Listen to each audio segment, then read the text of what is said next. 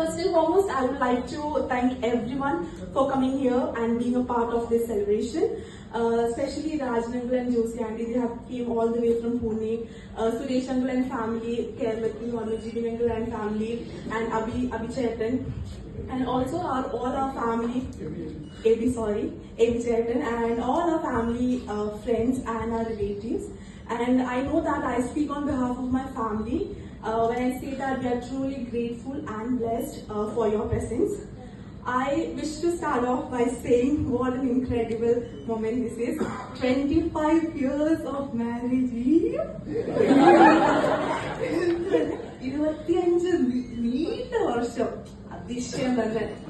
But അതിലും അതിശയം ഇവര് എന്റെ അനീതിയെ പോലുള്ള ഒരാളെ വളർത്തിക്കൊണ്ടാണ് അവര് ഈ 25 വർഷത്തിലേക്ക് എടുത്തത്. സോ അത് അതിലേക്കാണ് എനിക്ക് വലിയൊരു അതിശയമാണ്. സോ 25 വർഷമായിട്ട് പപ്പ മമ്മീനെ സഹിക്കുന്നു, മമ്മി പപ്പേനെ സഹിക്കുന്നു, ഞങ്ങൾ രണ്ടുപേരെ സഹിക്കുന്നു.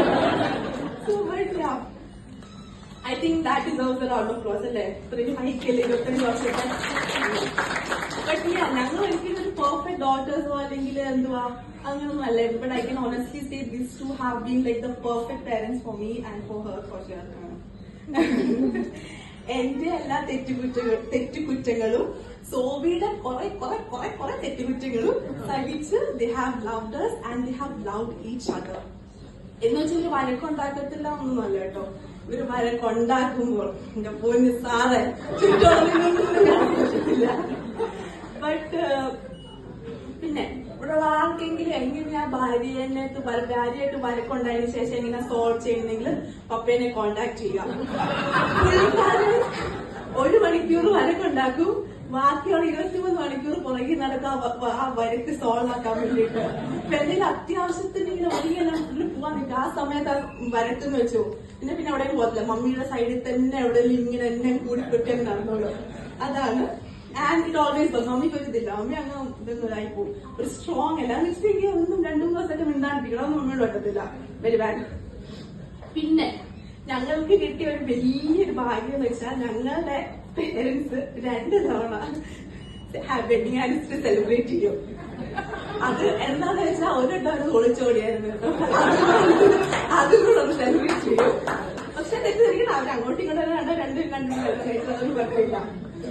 പിന്നെ ഈ ഒരു നിമിഷത്തെ എനിക്ക് 25 ഇയേഴ്സ് മുന്നേ നടന്നൊരു കഥ എനിക്ക് ഓർമ്മ വരുന്നത്. അതായത് ഒളിച്ചോടിന്റെ അടുത്ത ദിവസം, അതായത് 31 ജാനുവരി 1999 കാര്യമാണ്. അപ്പൊ മമ്മി ഒരു ഉത്തമ ഭാര്യയായിട്ട് ഭർത്താവിന് ബ്രേക്ക്ഫാസ്റ്റ് ഉണ്ടാക്കി കൊണ്ടുവന്ന് കടലയും ദോശയും. അത് കടലയ്ക്ക് ഇച്ചിരി ഉപ്പ് കൂടിപ്പോയി. വായി വെച്ചതും പുറത്തോട്ട് കടല. അപ്പൊ വിചാരിച്ചു ഞാൻ പുതുതായിട്ടൊരു ഭർത്താവൊക്കെ ആയിട്ടില്ല, ഒന്ന് പേടിപ്പിച്ച് നിർത്തിയേക്കാം. കൂടിയാൽ പക്ഷേ കുറഞ്ഞാൽ കൂട്ടിയാൽ കുറയ്ക്കാൻ പറ്റത്തില്ല. അങ്ങനെയൊക്കെ പറഞ്ഞ് 2-3 ലെക്ചർ അങ്ങ് എടുത്ത് ഉപ്പ് കൂടിയത്. മമ്മി കേട്ട പാതി കേൾക്കാത്ത പാതി കടലയും കൊണ്ട് കിച്ചണിലോട്ട് പോയി.